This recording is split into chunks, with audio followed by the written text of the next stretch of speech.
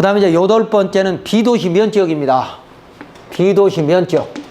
우리가 여러 번 강조했지만 비도시 면적은 건축법 44조에서부터 47조가 적용이 안 되는 47조가 적용이 안 되는 용도지역이기 때문에 비도시 면적의 현황도를 이용해서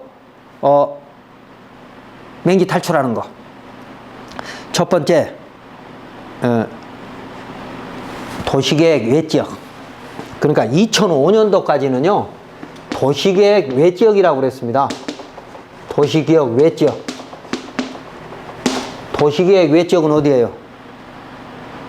도시지역 아닌 비도시지역을 얘기하는 거죠. 이게 2005년도까지는 도시계획 외지역에는 건축법 44조 46조가 적용을 안 했던 것이죠. 1962년부터요 건축법이 있던.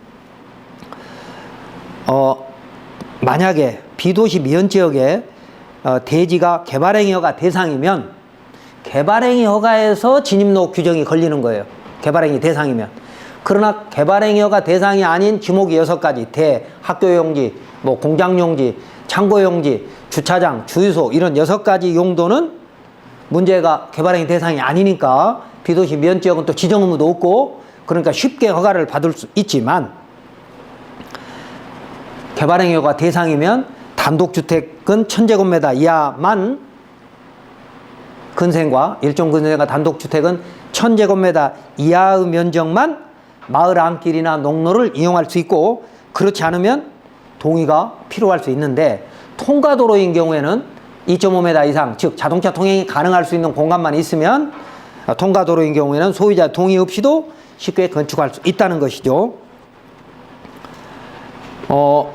다음에 비도시 면적은 또 건축법 도로로 지정할 의무도 없고 그렇기 때문에 도로관리대장을 작성할 의무도 없지만 최근에 소유주가 원하면 토지 소유주가 원하면 건축법 도로로 지정을 해주고 그 지정한 근거를 토지용계획 확인서에 표시를 해줍니다.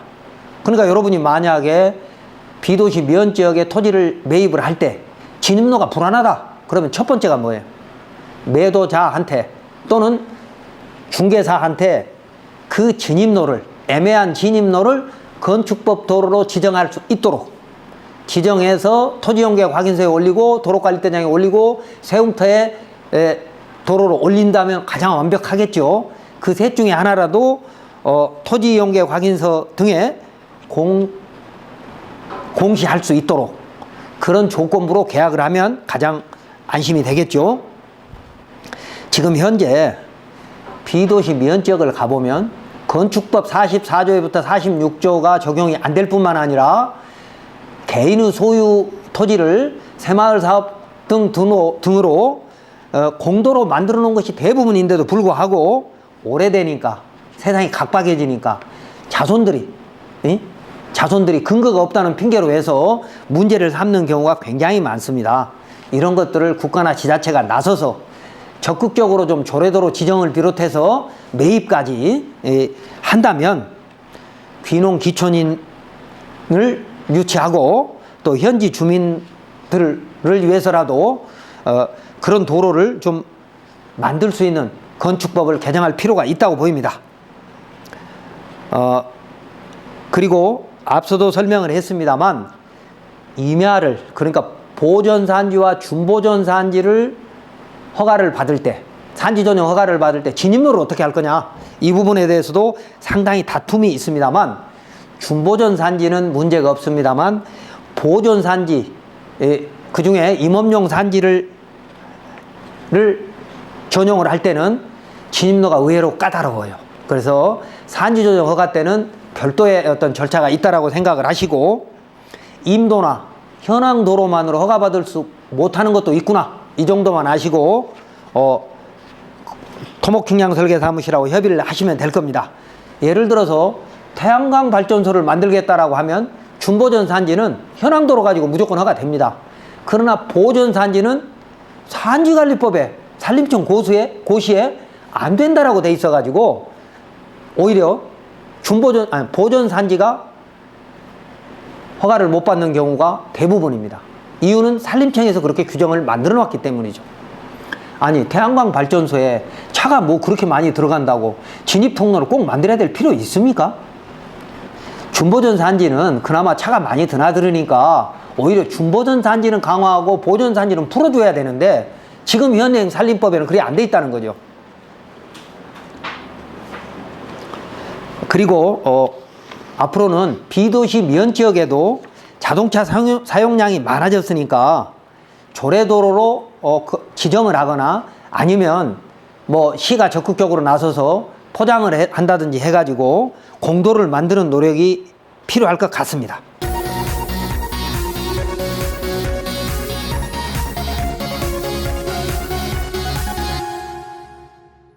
자, 사례를 하나 보면 이런 게 있습니다.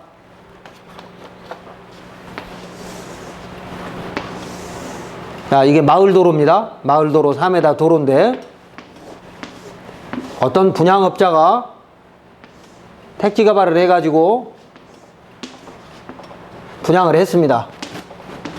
또는 공식적으로 분양이 아니더라도 이렇게 잘라서 소형 평수 한 1, 2천 평 정도는 그냥 개인이 이렇게 허가받아서 개발에 허가받아서 분양할 수도 있거든요. 팔 수도 있거든요.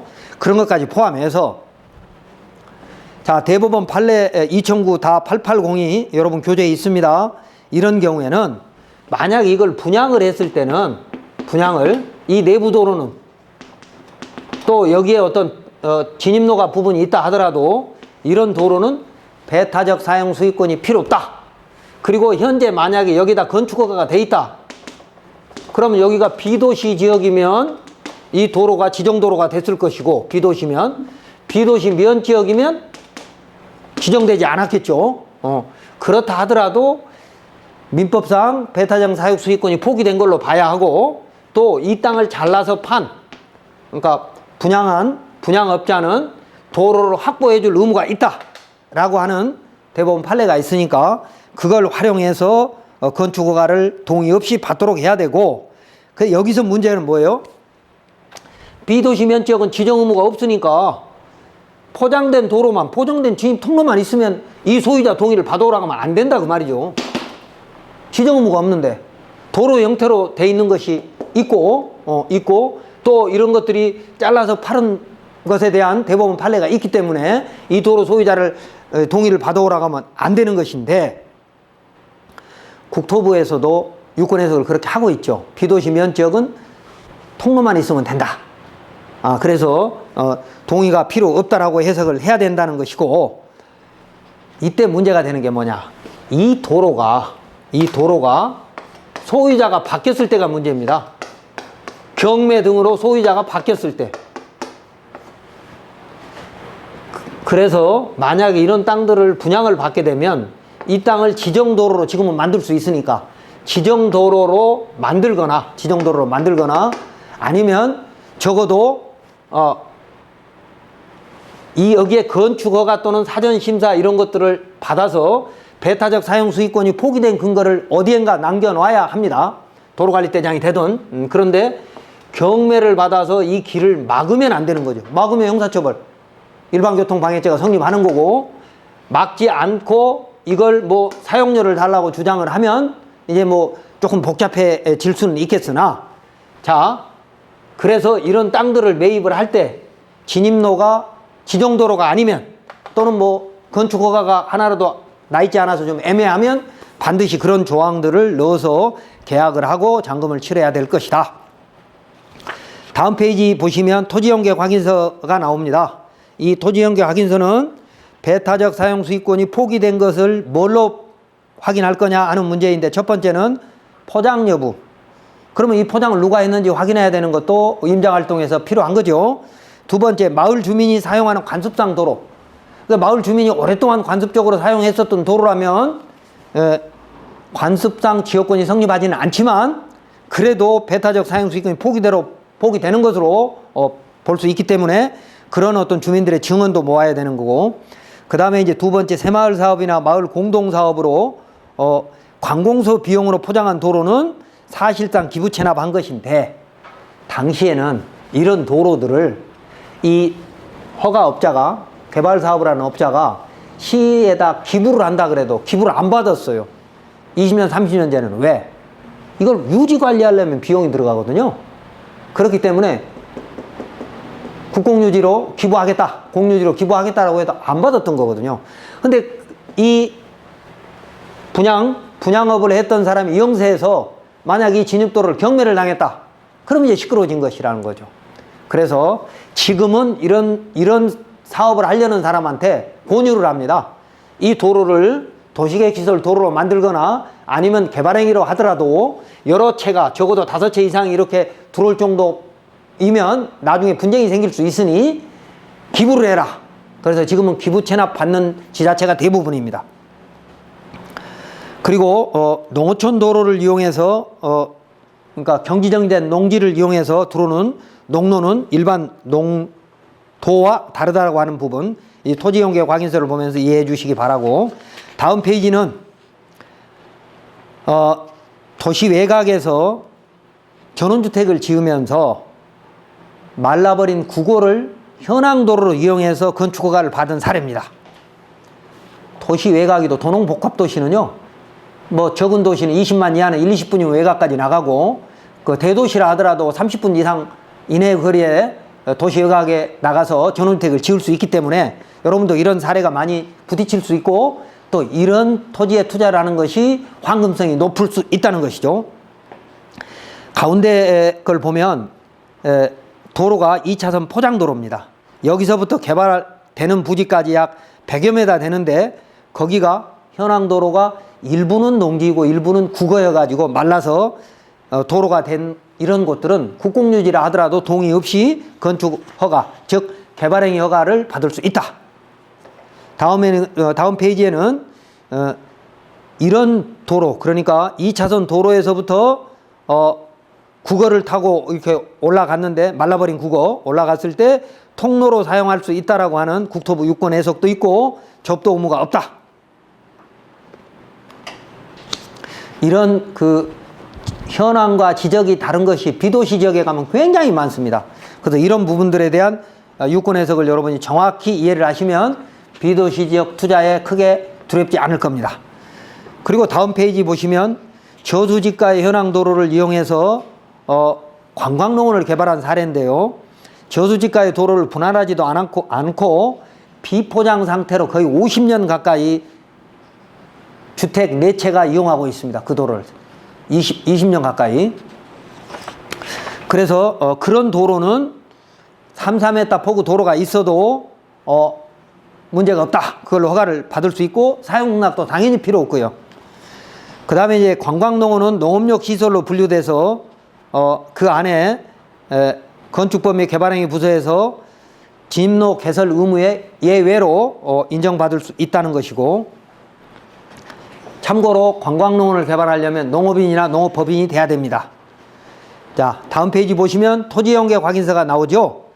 이 토지이용계획 확인서를 보고 저수지 바로 위에 그 파란색으로 보면 지적상 도로가 어떤 건 폭이 4m짜리도 있고 어떤 건 1m도 안 되는 부분이 있습니다. 이건 지적상 도로고요. 실제 현황도로는 자동차 통행이 가능한 3m 이상의 현황도로가 쭉 있거든요. 비포장으로. 그렇다 하더라도 그건 마을 안길로 봐서 공도로 해가지고 사용량이 필요 없다라고 해석을 하고 있습니다. 물론 이 길을 이용해서 단독주택이 아닌 대형 건축물이나 공장 뭐 이런 것들이 들어오면 4m 이상의 도로를 요구하기 때문에 그건 또 별도로 살펴봐야 됩니다. 자, 지금까지 우리가 현황도로에서 공부를 해봤습니다. 도시지역의 현황도로와 비도시지역 현황도로는 다르다. 왜? 비도시지역 현황도로는 개발행위 허가 대상일 가능성이 높기 때문에 대지가 현황도로에 대한 해석이 약간 다르다라는 말씀을 드렸고, 녹지지역과 비도시지역 그리고 비도시지역 면적 각기 달리 본다. 그랬을 때 취락지구 달리 보는, 왜? 취락지구는 지자체에서 그 안에 도로라든지 시설 관리를 다 하거든요. 도로 관련된. 그래서 그런 것들은 공도이기 때문에 마을 안길 농로는 사용락도 필요 없고 그걸 가지고 주택이나 1000제곱미터 이하의 그 일종 근생까지는 허용이 된다. 이렇게 해석을 하는 거죠.